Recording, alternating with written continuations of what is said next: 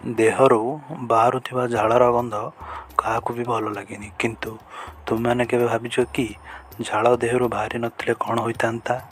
ଶୁଣିବାକୁ ତ ବହୁତ ଭଲ ଲାଗୁଥିବ, କିନ୍ତୁ ବିନା ଝାଳରେ ଆମ ଶରୀର କେବେ ଥଣ୍ଡା ହୋଇପାରି ନଥାନ୍ତା ଓ ବଡ଼ିର ଟେମ୍ପରେଚର ବାଲାନ୍ସ ରହିନଥାନ୍ତା।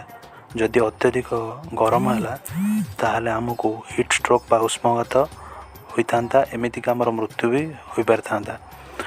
ଏକ ମଟର ଦାନା ସଦୃଶ ଏକ ଝାଳ କଣିକା ଆମ ବଡ଼ିର 1 ଲିଟର ବ୍ଲଡ଼କୁ 1 ଡିଗ୍ରୀ ଫାରେନହାଇଟ୍ରେ କୁଲଡାଉନ୍ ବା ଥଣ୍ଡା କରିଥାଏ।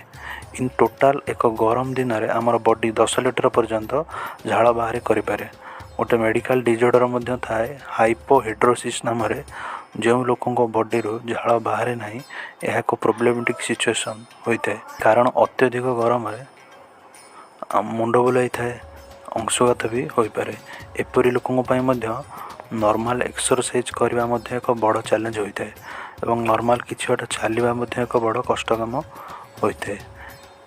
ଏହା ଗୋଟିଏ ମେଡ଼ିକାଲର ବଡ଼ ସିଚୁଏସନ୍। ଏହାର ଠିକ୍ ବିପରୀତ ପରିସ୍ଥିତି ବା ଓଲଟା ପରିସ୍ଥିତି ହେଉଛି ହାଇପରହିଡ୍ରୋସିସ୍। ଏହା ଏତେ ପ୍ରୋବ୍ଲେମେଟିକ୍ ସିଚୁଏସନ୍ ନୁହେଁ, କାରଣ ଏହା ଏତେ ରେୟାର ନୁହେଁ। ପ୍ରତି 100ରେ 2ରୁ 3 ଜଣଙ୍କୁ ହୋଇଥାଏ।